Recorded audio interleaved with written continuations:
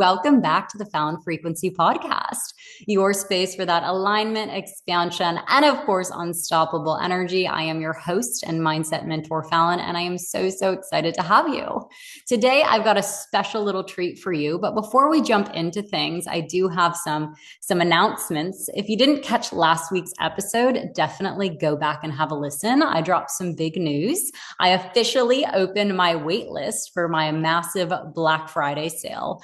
So if you jump on the wait list, you actually get access to all of the news and the freebies and all these exciting things and hundreds of dollars in savings on 48 hours beforehand on the Wednesday before Black Friday. So if that's something that's kind of intriguing you, something you've been kind of eyeing off, definitely don't wait. Shoot me the DM word wait list and I can pop you on that list. Today, I've got the pleasure of interviewing not just someone who's building a business, but I'd say she's building herself a legacy. Another incredible powerhouse woman leading with her heart and craft and purpose every single day. I am beyond excited to welcome Shandy, now the sole owner of MANE Salon, a powerhouse stylist and educator shaping the next generation of talent. Shandy, I am so thrilled to have you here. Let's go ahead and dive in. Welcome. Thank you. I'm so excited too. I can't wait. Yeah, awesome. So, Shandy, your story is so inspiring. I would really love for you to start off by kind of telling us what drew you into the world of beauty. Was there a specific moment where you felt like hair wasn't just a job for you and it was more of like a calling, or kind of take us through that? I went to cosmetology school like when I was like 18 years old. So I did want to do it from a very young age. I think initially I was more attracted to just like the beauty of it and the fun I had when I was doing hair. But I really kind of locked in like during my apprenticeship. I got like really obsessed with like precision hair cutting and like just like very seamless like highlighting. Like I was almost obsessed with like the precision of it all. Like I loved like it just like made my brain feel so good to have like such clean lines and like I loved like the organization of like once you do like something growing out seamlessly or once you cut something perfectly, it falls, a perfect way. So I would say definitely in my apprenticeship, I started becoming more obsessed with like the education and pushing myself to do better each client, each time. Yeah, I love that. I love that. What Yeah. star sign are you? I'm a Do you know? Virgo. Virgo. Okay. Okay. Like that makes sense. I like it. I am There exactly you go. that. That fits. Everybody knows it. Yeah. And now, congratulations, you are the sole owner. Is that correct of Main Yes. Salon? Yes. Thank you. Yeah, amazing. How did it feel stepping into full ownership? Did you have a vision that you want to carry forward now that everything's kind of under your rule? Yeah, it's honestly, I've been digging into that a lot because I did have a partner for a very long time, and the vision for Maine has always been the same. Like I wanted a salon so badly for um, to give stylists like a place of support, a home where they felt safe and where they felt like they could grow. And I wanted at the end of the day to support stylist. So that's why I wanted Maine. So I would say the intention is still there. Like that is very much like my passion with the salon. As far as stepping into it by myself, I'm kind of like, where else can I take it? Like just the Mhm. potential, seeing the potential in a bigger picture, I would say. Like not so much as like it's me now and I'm like, oh, what can it be? It can be whatever I want it to be now. So Yeah, a lot more freedom, I guess, in that aspect. yeah, just a little, just more like limitless potential at this point. Yeah. Yeah, I love that. Now, you're not just a salon owner, right? You're also an educator in the beauty space. How did you discover that you did want to teach, or how long have you been teaching? Yeah, so I have been teaching since we opened the salon 4 years ago, and I started teaching for a color brand 2 years and some change ago. But I would say, like, honestly, I have spent like my entire career just like flying all over and learning from mentors. And I just loved education. And at one point, I was like, I really think I could do this because I do fly all over and I learn all of these things and I have a lot to share.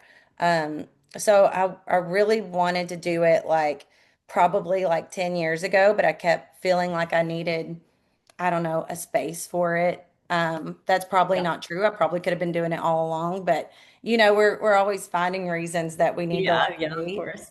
But I did. I dove in when we opened and just started getting like apprentices and students that were like just graduating their cosmetology school, and I started just helping them with their technical skills right then.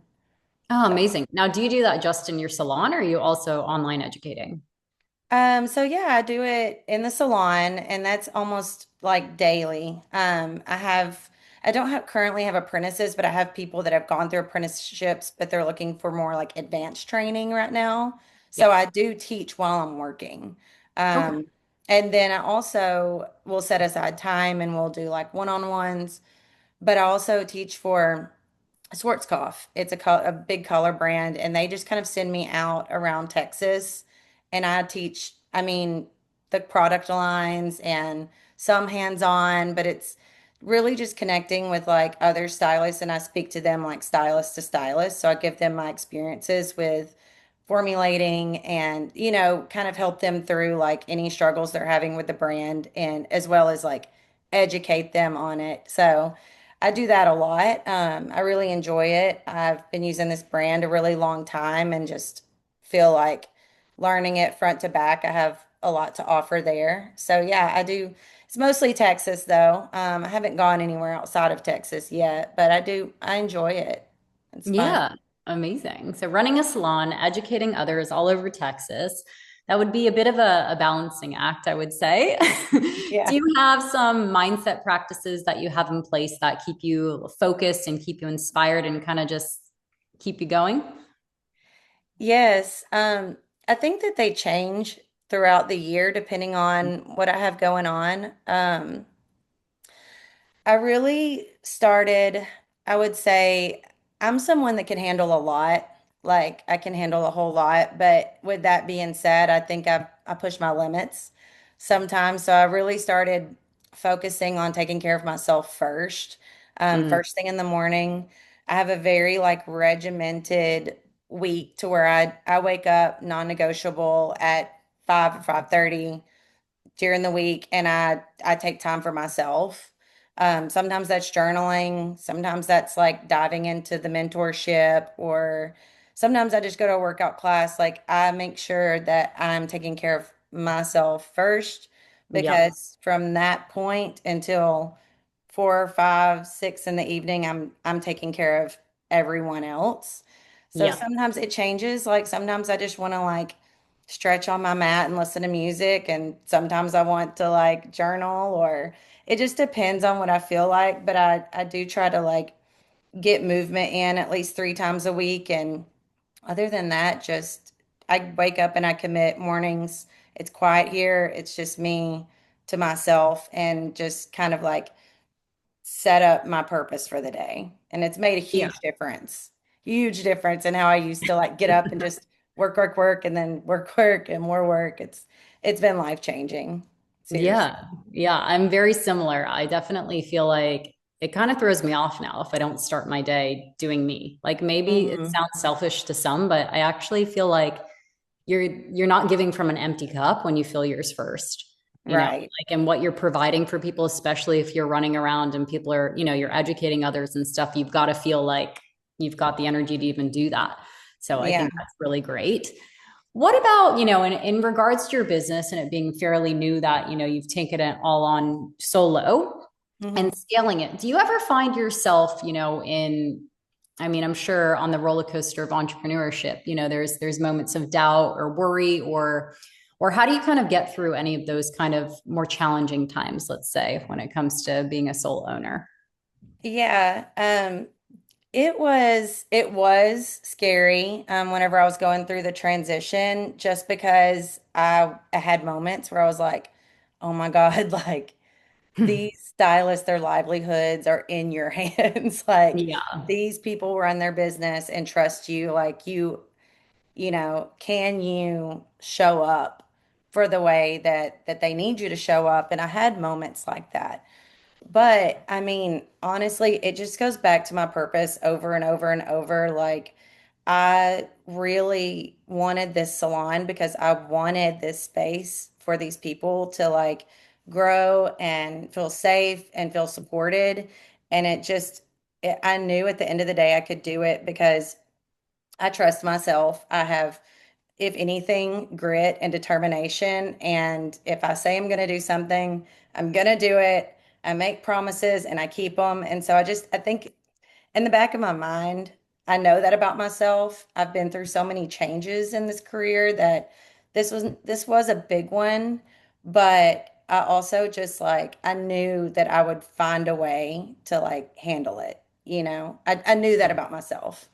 Um, so yeah, I was scared and now I'm really not because I mean, it really helps that I have an amazing team. I just want to say that like that salon is nothing without the people in it. It is like I have the best team. Like I really do. They have been just so supportive through everything and have stepped up and helped me in ways like offered like why don't you let me take on this and let me take on that, and that really just also gives me a sense of security that I have the right people in the Yeah. salon. Therefore it kind of pushes fear away when you have a Yep. support system like that, honestly. So yeah, I mean it was scary and now I just feel like I'm excited. Yeah, yeah, I love that. Well, you turn the Yeah. fear into excitement, which is great. And two things that you touched on, which are really big things that I talk about, is like going back to your why, right? What's the purpose Mhm. of doing this? What's the intention behind anything that if you're pursuing something that's big, it's almost like that zoom out mentality of that it's bigger than yourself, right? Because when I feel like it's almost like ego or fear gets loud when we're only thinking about us, right? Like we're scared to do something or scared to get on camera when the bigger picture is like, no, I'm here for other people and I'm doing it for Yeah. that impact. And then the other thing you said, the support, I have definitely found this year for me, pursuing different things, having a support system. Like you and I know each other through a mentorship. And Hmm. that's incredible because I feel like that's just like that extra, I don't know, it's like this extra driving force or extra Yeah. energy or something about it that's just like I don't feel like I'm doing it all alone kind of thing. Yeah, I agree. I think it's made a huge difference in my life as well. Like just putting yourself in a room with people that are like trying to do good in the world and surrounding yourself with that has made a huge difference. Yeah, Huge. absolutely. I love it. I Yeah. love it so much. Now, what would you say, knowing that you're supporting these wonderful women, you have an awesome team, would you say when you're looking at your salon main, are you building like, is there a legacy? Is there, something that what is your the purpose for it, or what's your bigger vision, let's say, for it? Yeah, so interesting enough, a couple of years ago, we trademarked something different. It's Maine, but it's called Maine Hair for the People. Oh, I like And that. then, yeah. And then the other trademark is Hair for the People. And what that stands for is inclusivity and diversity and how much we support that and welcome that into our salon. But we never really fully like rebranded into something like that. So Hmm. that's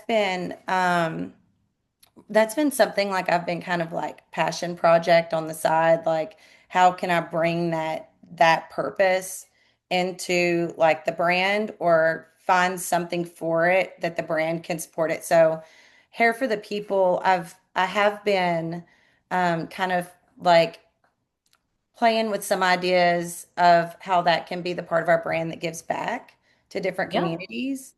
that's great. Yeah, so I've been talking to some people like that and just kind of bouncing my ideas off some friends of mine that I feel like would be a good fit in helping me with that. I don't obviously want to do something that gives back, but I also like want to be able to have the capacity to take care of everything at the same time. So Yeah, there yeah, for it's a the balancing act. yeah, it's like a slow transition, but it just like kept coming up for me like after this sole ownership. I was like, I really want to do something with that part of the brand. Like I really feel like, you just felt like it was something. And I'm just like, Yeah, what is it? What is it? And I just like literally was listening to a podcast, like getting ready one morning, and I was like, that's the part of our brand that's going to give back. That is what it's going to be for. And it's not going to be for anything else other than doing for other communities and, helping others. So that's what I want to do with that. And yeah, just really kind of like just have that just attached to like it can be attached to our brand, but it can also be its own thing at the same time. I just felt the calling one day and I was like, boom, it just clicked. I was like, yeah. that's what it's for. I've been I waiting love a long that. time to figure out what I'm going to do with that. Yeah. No, that's great. And I love what you said. You were just listening to a podcast, bam, idea dropped, and you're like, okay, that's what I'm doing. That's it. I've been And then trying to, that feeling. It's yeah, like, I've oh, been oh getting God, really no, it's into got to that. happen now, right now. I've been really leaning into that the past few months. The whole like when you something drops in, when you have an inspiration come in, it's like don't just sit on it, right? Just go.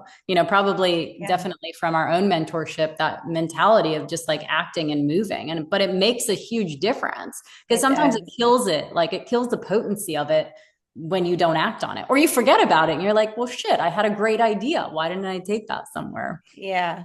So I love that. I love that. What would you say that you want, people to feel when they interact with your brand?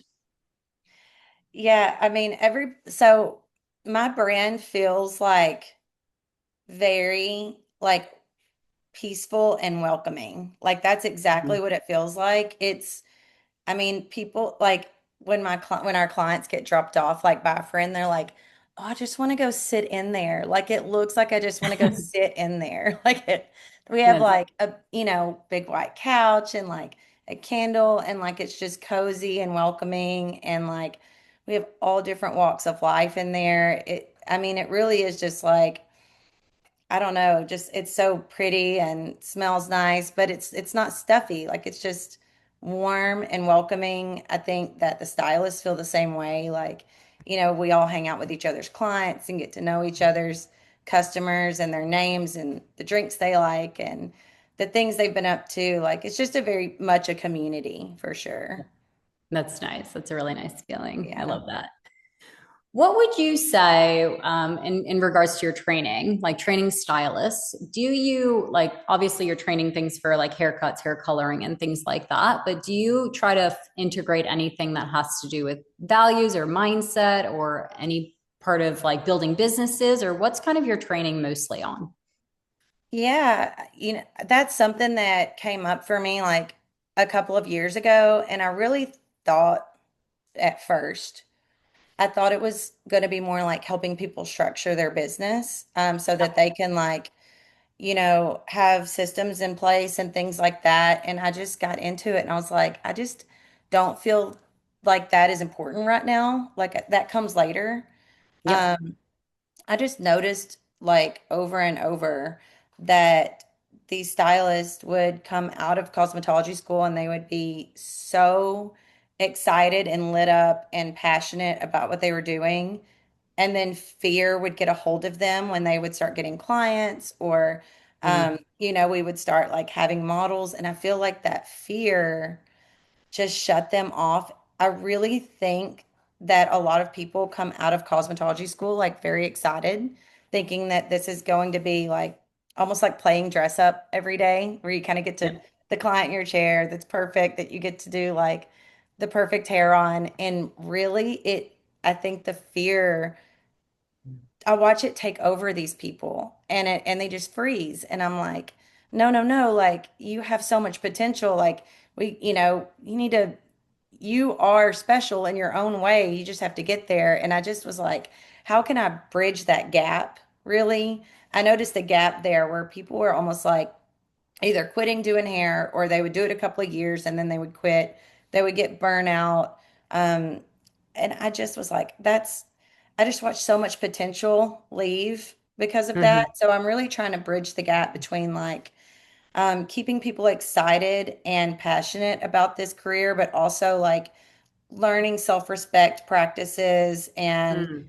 finding out who they are as a stylist, who they are as a creative, while setting standards, in your business at the same time. Like, I mean, we can't all do in the beginning just whatever we want all day. Like we have to build customers. So you have to learn to like set standards for yourself and self-respect practices for yourself, boundaries, things like that, that there was just a huge gap there. And I was just like, how can I get these people to like feel like, okay, I can stand up for myself. I can, have a consultation the way I think it needs to be had. And really it's honestly, it's a lot of like energetics too. It's a lot of like realizing where you dip and diving into that and working on like strengthening that muscle.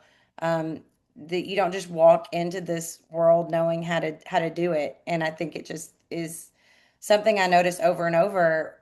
As hairstylists, we're creatives, but we're also like very in touch with our emotional side. And sometimes that fear can get ahead. And just finding a way for that passion to outweigh that fear is really what I'm working on with people right now. And, Yeah, that's the great. technical side's just the fun, like glamorous part of it at this point. Yeah. That part's included too. But no, no, Yeah. it's a big thing. I would like even what came to mind for me as you were saying that with like boundaries.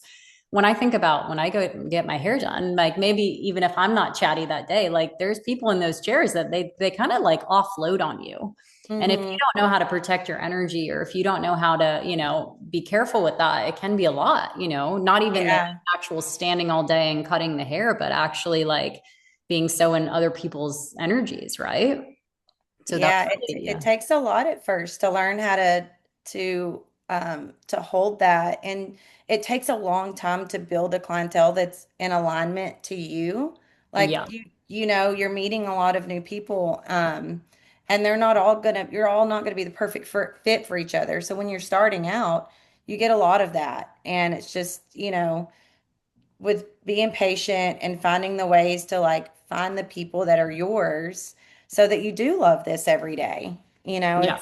It just takes time, and it's a learned skill like anything else. So I'm just working on like, you know, bridging that. But yeah, the emotional like part of it, your clients are they if they do feel like safe to talk to you a lot, and learning to hold your energy for them is very important. And that's just something that, like I said, it's just something you learn to, over time, like be supportive of. And it's not as draining once you've done it, and the person is like, yeah, that I really needed that, and gives you a hug, and like that builds like a special bond almost with you and the customer. And it's nice to go through life with your customers. I mean, I've had some Yeah. of these customers for like 15 years. Like, you go through life with them and they go through life with you, and at the end of the day, when you're growing and you're like trying to reach your next level, they're going to be the people that are going to be the reason you get there. Like, Yeah. seriously. I love that. I love Yeah. everything you just said there. And that's so true. It's like I found even maybe it's one of those things, our own learning curves in any business. When you're putting yourself out there and you're trying to find your voice, it's almost like in the beginning until you found it or until you have a clear idea of like the type of, energy you want to bring in, Mm. you're going to get all sorts. You're going to get a mixed bag. But it's almost like I've, at least in my own journey, I found that once I kind of got clear and once I just started putting out that message, the people coming in are now very much in alignment, right? Where in the beginning it's like, I don't really know. I'm just throwing it out, throwing it out there type thing. Yes, Yeah. it's very similar. It's very Yeah. similar. You start coming into yourself and who you are, and as a stylist, and that really helps you build that alignment. But at first, we're just testing everything. We're just seeing Yeah. what we like. They're seeing what they like. Like, it's a big, it's just a big gamble. But yeah, I don't want it to cause people to lose their spark, 'cause Yeah. it is a Yeah. lot. No, It is that's a a lot. That's a great bridge to, I wouldn't have even thought about that in terms of education in the beauty industry. If Mhm. if you had a stylist come to you, or if there's any stylists listening that are out there dreaming, of owning their own salon one day or even educating in this space, what's one piece of advice that you'd give them to really kind of go all in on their vision?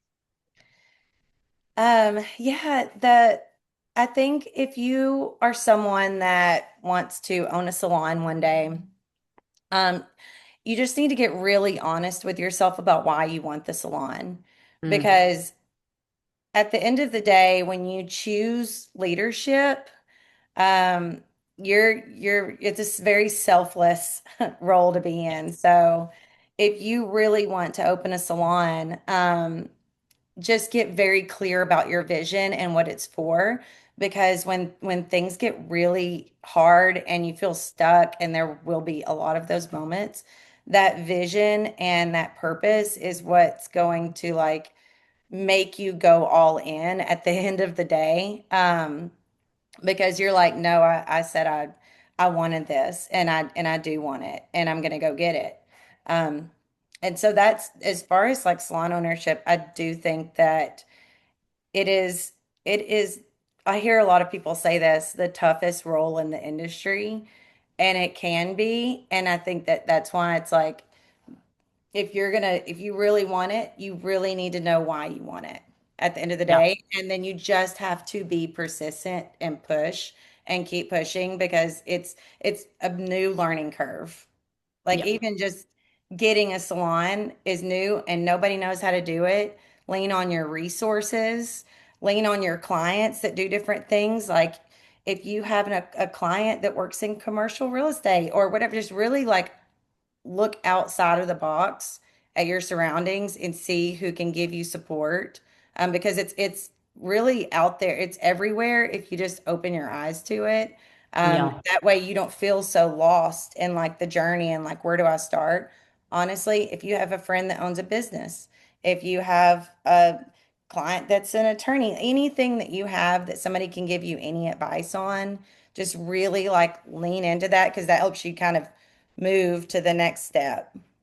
Um, yeah, but is in education, I feel like it's completely different than salon ownership. Education is one of those things that you can just start doing right now. Like, you don't need any kind of, you could, I mean, Instagram's free, TikTok yeah. free. Like, you could just do it right now. And I waited for an excuse for so long for um education. And I think it's just because I had these big mentors that did these really big things, and I was just like, I had imposter syndrome for a very long Mhm. time with education.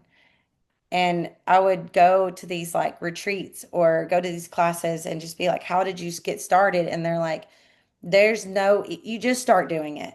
You just start doing it. And so my advice on that would be to make a reel of you, doing hair. Or if there's somebody in your salon that like needs like a little help in a certain area, like just start there. Like, just start teaching when you're working. Like, I have, I just, if a girl walks up and wants to learn, I just stop talking to my client and I just start teaching. Like, that's what we do behind my chair all day. But I think that there's really just like, it's up to you to like just put yourself out there and start small. Maybe it is just helping somebody in the salon. Maybe it's going to a school and like doing a haircut in front of like the class that just started. But really, education is about just start doing it. Don't even look for excuses. Just start right now. Just do Video it. yourself doing something and put it out there. And once you get that first initial video out of the way, you're like, it's not hard anymore. It's just Yeah. like you're more comfortable with like seeing yourself as an educator. Because Yes. that was hard for me. That was hard for me to see myself as an educator. Um, I felt like all of my followers were clients.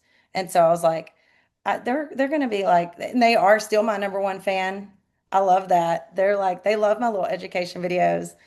But I think that I was just I had imposter syndrome about putting myself out there as an educator. And I just finally one day I got fed up and I was like, this is what I really want to do. So I just started doing it. And that was the advice I'd been given all along. Yeah, it's funny how we do that though. It's like we know the next step, but we just have to get it's like getting, the only way to get over your fear is through it, right? And like you Right. said, once you get that one video up, I could say something similar in my story. Like I definitely was a very camera shy person for many, many years and probably delayed even my own business. But now I can't shut up and I have a podcast. So who would have thought? Divine timing, though, you Yeah, know? right, right. Wonderful. And you mentioned, in going back not just on the education piece, but for salon owners, their why and their purpose and connecting that, to that to get back, to make sure that they can drive through the challenging times. How do you connect back to your own purpose when things get overwhelming? Um, this has taken like I think back to when I first opened the salon and how hard it felt sometimes, like, and how I didn't know what to do. But now I I just I take a deep breath and I'm like, you're safe. This is a salon. This is not life or death.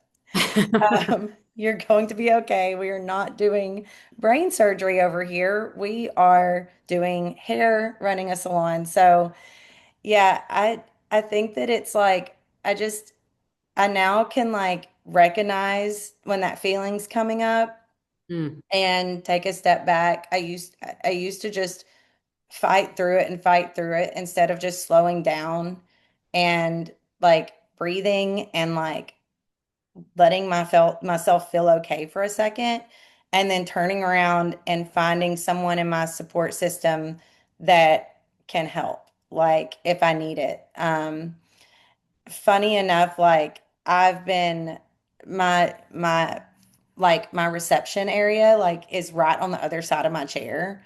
So my reception girls are so cute. They're like 20 years old in college. So they're mm. learning problem solving skills. Yeah. And I'm on the other side of the little half wall and I'm doing hair and we're secretly like we're secretly like problem solving all day together with things that are going on in the salon. So they're learning how to support me when things do happen, and they're learning how to take care of things before it gets to me. And that's been huge because now I can like I don't have to worry about having the phone on me every second that the salon's open and that things are blowing out of control because me and the little reception girls, we're doing it together. We have a little Yeah. system now.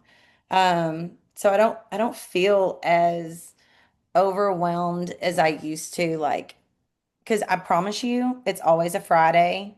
I call it like the grand finale when things are like out of control. And I mean, the internet went down, the this broke, the this happened, and you're just like, oh my gosh, it's so chaotic. And it used to like, I would just be like sweating, like drowning. And now it's like, okay, now we have a little like communication going where Yeah. things can be taken care of. And I know it's going to be okay.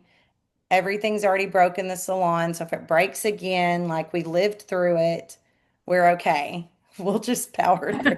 We will But live yeah, another day. I just feel like I'm not, I used to feel like I was in that I'm gonna like not survive this mode. And now I'm like, it's gonna be okay, Shandy. Like it's gonna be all right. We're gonna figure it out. Just That's breathe. Slow down. I love that. Well, it's great. It sounds like you're getting, you're out of fight or flight. I speak about a lot, and I don't know where I read this or heard this, but being that gentle observer, you see it in a lot of like Zen books and what that actually means. And it's like literally being aware of, like you said, when a moment comes out and it's even like you catch yourself even before you have a freak out or a meltdown or whatever, Hmm. because you're a lot more conscious of what's happening. Like there's no robotic mode happening anymore in your mind. Which I think you just mentioned that. And I just, yeah, like absolutely. Because I feel like it makes a huge difference. Because I think a lot of people don't even realize, right, the conversations that they're even having with themselves. Because Hmm. it's just like in this spiral mode. So yeah, that's really incredible. And yeah, I love that you've got a little thing going with the little girls, which It is makes me, yeah, it's just honestly like, yeah, just knowing the when things are coming, like you said, like feeling it, like, oh, things are starting to feel a little crazy, like stop right now. It's gonna be okay. And you have support. yeah. Just like We're it's not gonna going be to all die. It's going to make it. What right. would you say, what's a mindset shift, you think more women in the beauty industry need specifically? Like, some, maybe even going along with what we were just saying, when things get crazy, being the observer, or what would be your advice in terms of mindset with this particular industry?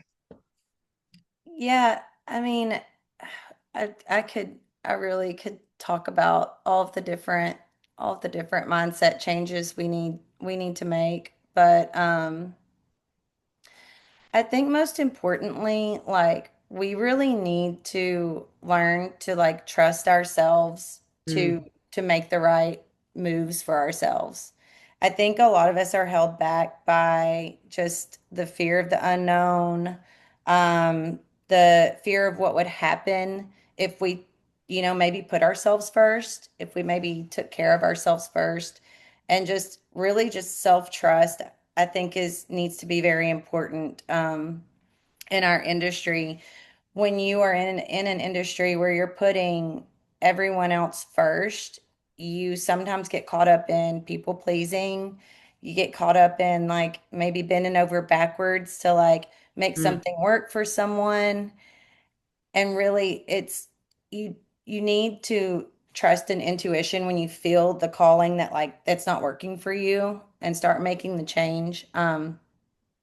And not be scared to do it because I think I waited way too long for that. And now that I do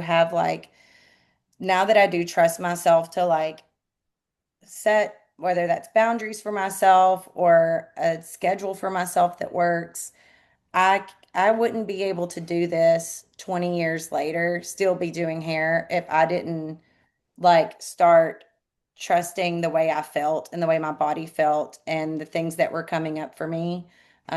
The slight like little intuitions I had that I needed to make changes in my business and just going with it, not yeah.